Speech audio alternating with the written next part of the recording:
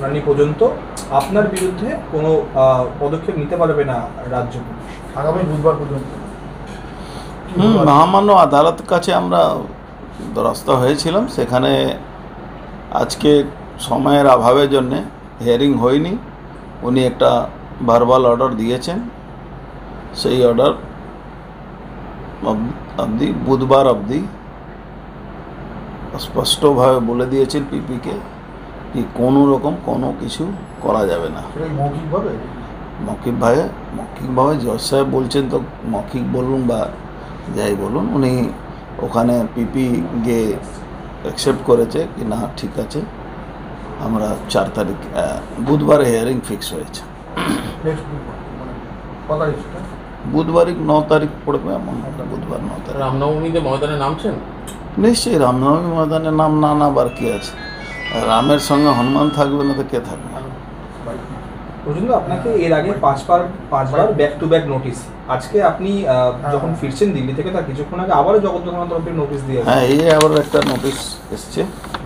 আমি জানি না নোটিশটাকে ভ্যালিডিটি আছে কি না আছে, যেখানে অলরেডি মহামান্য আদালত কিছু ইনস্ট্রাকশন দিয়েছেন, তারপরেও নোটিশ দিয়েছে। আমি আগেও বলেছি কি আমি আর্মস জমা করব কোর্ট অর্ডারে, কেন এরা আর্মসকে টেম্পার করতে পারে।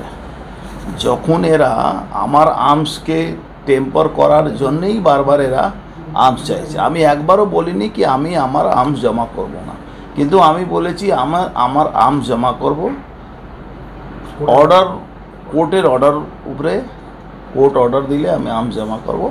আর আমার একটাই আছে কি সিএফএল দ্বারা সেন্ট্রাল ফরেন্সিক সায়েন্স যে ল্যাবরেটরিগুলো আছে সেখানে এই আর্মসগুলো চেক হবে, স্টেট ফরেন্সিক ডিপার্টমেন্ট এটা যাতে না করে।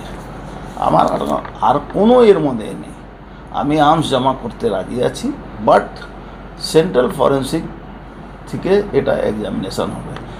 সেটাও বলেছিলাম কি এটা কোর্ট অর্ডারে আমি জমা দেব। আমি যে অ্যাপ্লিকেশন করেছি সেখানেও আমি স্পষ্টভাবে বলেছি কি কোর্ট যদি অর্ডার করে আমি এই আর্মসটা জমা করে দেবো। রাজনীতিক হত্যা না থাকে ভালোবাসা আছে, তা রাজনীতি তো আছে, আর কি আছে? তৃণমূল পারছে না আমাদের থেকে, সেখানে রাজনীতি করে যেন পুলিশকে ইউজ করছে, আর তো কিছু নেই। এখন লয়ার সঙ্গে কথা বলবো, তারপরে তো ডিসিশন নেব। যেখানে কোর্ট ভার্বালি যদিও বলেছে, সেখানে আবার নোটিশ দেওয়াকে এটা কি আদালত অবমাননা করা হচ্ছে, হাইকোর্টকে অবমাননা করা?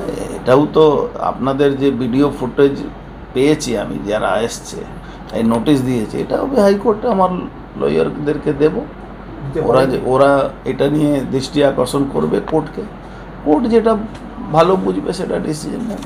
দেওয়া যায় এইভাবে, মানে বিচারপতির একটা অর্ডার, তারপরে আবার আপনার নোটিশ, আপনি বাড়ি ফিরতে না ফিরতেই পুলিশের নোটিশ, কি বলবেন?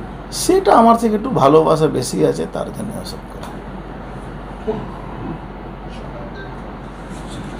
কুরিয়ার ইনফরমেশন সেন্টার, কুরিয়ার নিয়ে আর দুশ্চিন্তা নয়।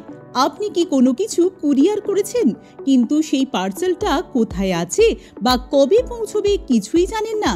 এখন আর চিন্তা নেই, একদম বিনামূল্যে মাত্র একটা হোয়াটসঅ্যাপ মেসেজের মাধ্যমে জেনে নিন আমাদের বিশেষত্ব।